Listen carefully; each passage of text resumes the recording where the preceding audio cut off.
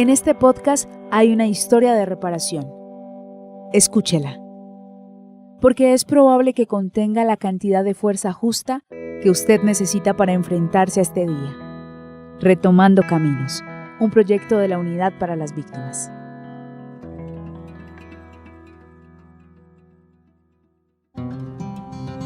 En la Unidad para las Víctimas siempre hemos querido ser aliados.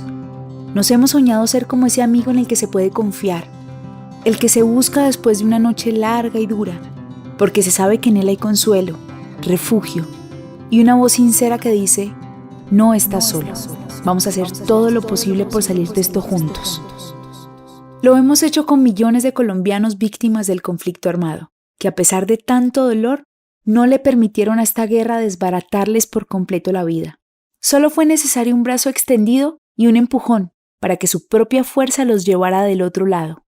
Son muchas historias, pero hoy vamos a contarles la de Freddy Torres, que siendo un niño promesa del fútbol, tuvo que dejar su escuela, su casa y la cancha porque los violentos le mandaron un mensaje contundente a su papá.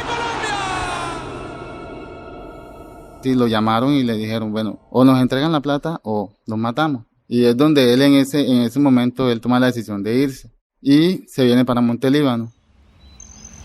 Freddy nació en Turbo, un municipio ubicado en la región del Urabá. Ahí pasó su niñez y parte de su adolescencia. Su papá, en cambio, era de Córdoba, y por asuntos de trabajo desde muy joven se fue a Antioquia. Allí armó la casa, echó raíces y llegaron los muchachos.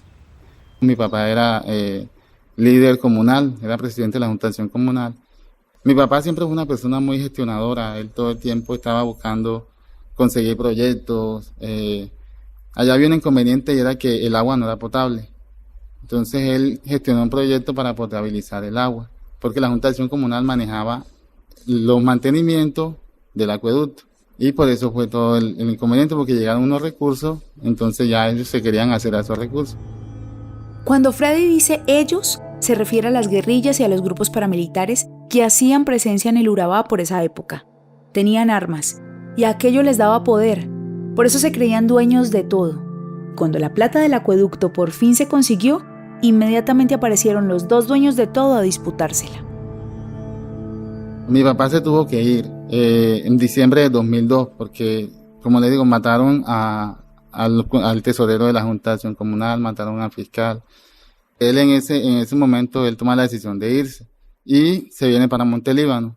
En marzo de 2003 él nos llama y nos dice: los voy a buscar para que se vengan conmigo. Él llega en la noche y en la madrugada salimos todos. Pues con lo que pudimos sacar, la casa pues tocó venderla en lo que dieran. En ese momento fueron 7 millones de pesos que dieron por la casa. O sea, una casa que hoy en día vale más de 60 millones de pesos. Y pues nos tocó venirnos así. Freddy era apenas un adolescente. No tenía bienes materiales, ni trabajo, ni mujer, ni hijos, por lo que algunos podrían pensar que no fue mucho lo que perdió en ese desplazamiento forzado a Montelíbano, Córdoba, pero él tiene razones para creer lo contrario. Habla con nostalgia de sus amigos, de su colegio, de las rutinas que conocía y disfrutaba, su casa y sobre todo, el fútbol. Teníamos un equipo muy bueno. En esa época pues hacían un torneo que se llamaba la Copa Coca-Cola, que era como unos intercolegiados, de donde escogían los mejores jugadores que llegaban hasta la selección Colombia, sub-17 y sub-20. El equipo de nosotros era muy bueno y de hecho quedamos campeón en Urabá, en Antioquia, y ese año fuimos a disputar, bueno, mis compañeros, porque ya yo me vine para acá, fueron a disputar la final en Bogotá con el equipo de Pasto. Y de hecho algunos compañeros míos se quedaron jugando fútbol profesional en Bogotá y unos llegaron a la selección Colombia. Entonces sí, de pronto pues fue una oportunidad también que se perdió ahí. Realmente Freddy era un gran defensa y su futuro en el fútbol pudo haber sido glorioso, pero no era su único talento. Tenía una particular comprensión y rapidez con los números, que se hizo muy evidente en su llegada a territorio costeño. Bueno, al principio yo siempre fui buen estudiante, o sea, yo me destacaba mucho en las matemáticas. Entonces, cuando llegué al colegio, en las primeras semanas yo me fui posicionando como el mejor estudiante del salón. Siempre salía al tablero, hacía los trabajos, los exámenes, siempre los ganaba. Entonces, Ya mucha gente se acercaba a mí, los muchachos, ayúdame con esto. Yo daba clases también y así fui haciendo bastante amigos. También gané unas olimpiadas matemáticas en Montelíbano, participé en olimpiadas matemáticas en la Universidad de Antioquia en Caucasia. Era un pilo. Sus compañeros lo admiraban y sus profesores sacaban pecho con él. Ni la tristeza de lo perdido en Turbo, ni los problemas económicos de la casa lo desconcentraban. Su pensamiento era muy matemático, entonces todo lo pensaba en fórmula. Algo así: si me concentro en mi talento, voy a potencializarlo. Y si lo hago más fuerte, voy a aumentar las posibilidades de éxito.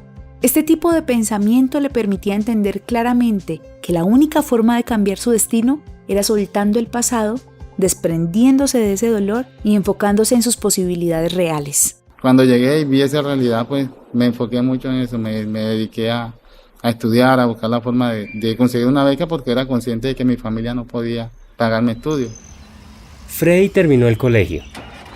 Se fue a Montería a buscar oportunidades, a abrirse camino para cumplir sus sueños y en su llegada pensó que la Unidad para las Víctimas podía ser una aliada. Yo, al ver que no aparecía con mis papás en la base de datos de víctimas, yo voy y declaro. Porque yo tenía 14 años cuando sucedieron todas las cosas, pero tenía pues conocimiento de todo lo que pasó. Y yo declaré en abril de 2013. En octubre me llamaron, me dijeron que ya aparecía en la base de datos de víctimas y que me habían consignado unos recursos por concepto de ayuda humanitaria. Cuando yo me acerco a la unidad, escucho del fondo de víctimas, que se creó un fondo para el acceso a la educación de las víctimas de conflicto armado. El Fondo de Reparación para el Acceso, Permanencia y Graduación en Educación Superior para la población víctima del conflicto armado en Colombia tiene como finalidad otorgar créditos educativos condonables de pregrado para que las personas reconocidas como víctimas del conflicto armado puedan cumplir su sueño de ir a la universidad. La alianza entre el Ministerio de Educación, el ICETEX y la Unidad para las Víctimas ha hecho realidad de este proyecto que cubre el valor de la matrícula, recursos de sostenimiento hasta por 1.5 salarios mínimos legales vigentes por semestre y un rubro para permanencia en instituciones de educación superior que desarrollen programas diferenciales y preferenciales con enfoque de reparación integral. Algo curioso es que cuando llegué a Montería en los primeros años, yo pasaba por la Universidad Pontificia Bolivariana y la veía como algo tan lejano. O sea, yo decía, poder tener la oportunidad de estudiar en una universidad como esta, una carrera como ingeniería electrónica, pero era una cantidad de plata impresionante y pues en las condiciones que uno estaba pues era difícil y hacerse un crédito todavía más complicado. Entonces cuando ya yo escucho acerca del fondo, escucho acerca de que son 11 salarios mínimos por concepto de matrícula y de que te van a dar un bono de sostenimiento, ya pues para mí eso me da como una oportunidad de yo poder decir sí, me voy a preparar, voy a cumplir mi sueño. Freddy leyó la convocatoria, buscó los requisitos, gestionó sus papeles y se presentó. Era el momento. Había una mano extendiéndose y él sí que quería con todas sus fuerzas dar el salto. La convocatoria estaba para el 18 de enero y yo había estado todos esos días viendo y nada. Esa vez la convocatoria se demoró un poco porque la plataforma y todo eso tuvieron inconvenientes y yo ya lo había dado por perdido. Y dije, bueno, ya no salí pues. Un día Freddy estaba trabajando. De pronto su teléfono se quedó sin pila y se descargó. Entonces la llamada que había estado esperando ansioso sucedió, pero se iba una y otra vez al correo de voz. Buzón de voz. La llamada se cobrará. Entonces llamaron al teléfono del contratista y me dio la noticia de que te acercas a la Universidad Pontificia Bolivariana, que te ganaste la beca. En ese momento la noticia me cogió por sorpresa porque no me lo esperaba. De hecho, esas convocatorias son a nivel nacional y competir con 16.000, 20.000 personas siempre es complicado.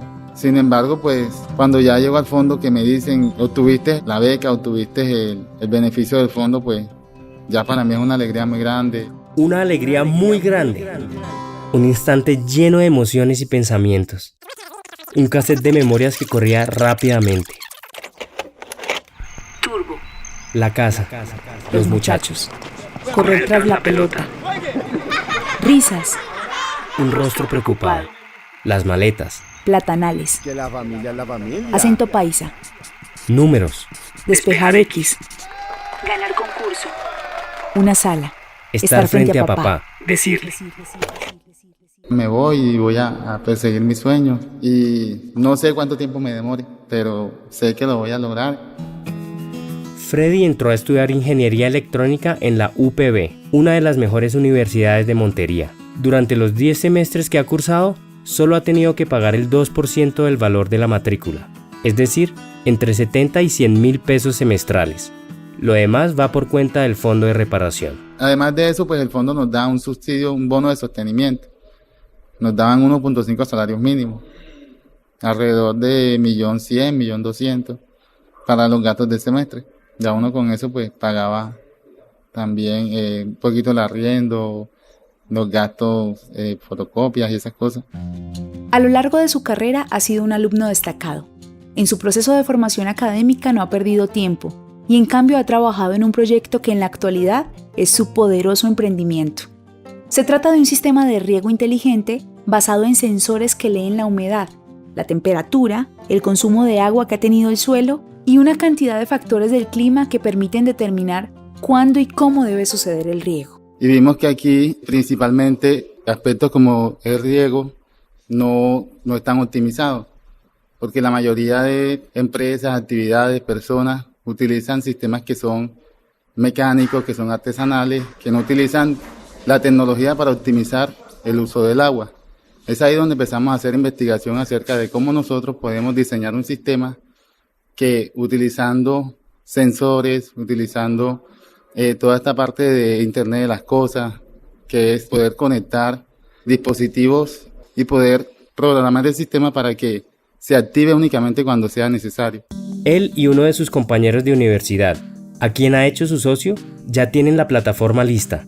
Registraron la empresa, hay algunos prototipos funcionando y están por firmar un contrato con la alcaldía para mantener 3 canchas de la Villa Olímpica Municipal. Está en 10º semestre, terminando la tesis.